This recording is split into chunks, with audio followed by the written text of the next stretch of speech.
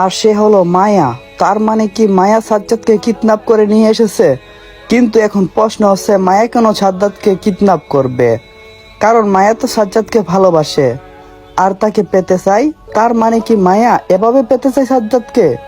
মায়া এতটা নিচে নামতে পারে তা কখনো কল্পনা করতে পারেনি সাজ্জাদ। অন্যদিকে সাইমনের ফোনে একটা কল আসে। পকেট থেকে ফোনটা বের করে দেখে এটা তো মাইশার নাম্বার। সাইমন আর কোনো কিছু না ভেবে কলটা রিসিভ করলো। মাইশা বলল, সাইমন সাহেব আপনি কোথায়? সাইমন বলল, আমি মাত্র বাসা থেকে বের হয়েছি।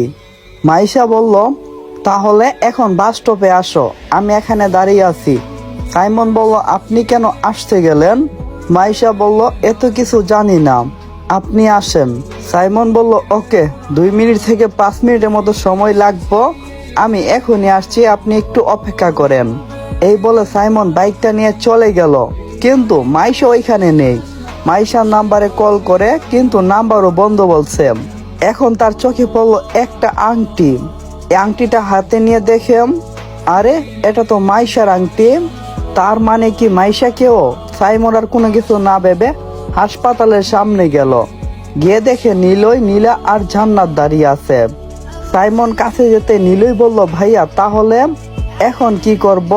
সাইমন তখন বলল, তোমরা হাসপাতালের সিসিটিভি সব কিছু চেক করে দেখো, কোনো ক্লু পাও কিনা, আর আমি বাকি সব কিছুই দেখছি। নীলা তখন বলল, ভাইয়া প্লিজ আপনি আমার সাজ্জাদকে খুঁজে বের করেন, তা না হলে আমি বাঁচব না। সাইমন নীলার মাথায় হাত বুলিয়ে দিয়ে বলল, তুমি চিন্তা কইরো না, আমি কিছুক্ষণের মধ্যেই জানতে পারবো সাজ্জাদ কোথায়।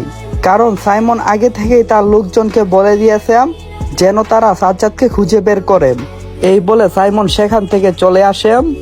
আর অন্যদিকে সাজ্জাদ আর মায়া দুইজন একে অপরের মুখোমুখি। মায়া বলল, সাজ্জাদ আমাকে ক্ষমা করে দাও, এছাড়া আমার কোনো উপায় ছিল না।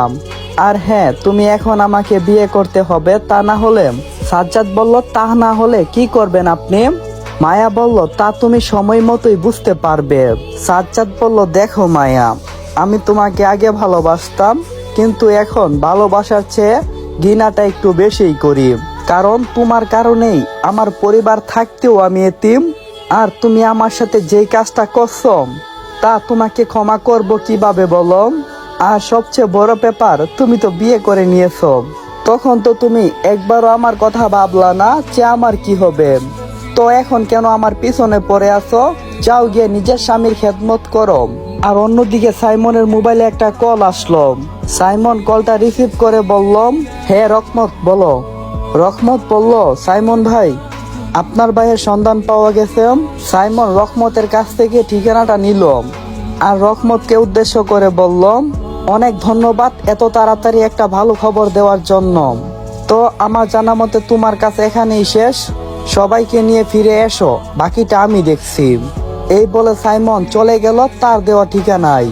এমন সময় সাজ্জাদ আর মায়ার পাশে থাকা লোকগুলো বলল, ভাই আপনি এখানে? হ্যাঁ আমি।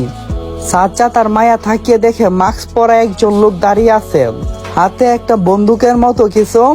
লোকগুলো নিজে থেকে বলতে শুরু করলো,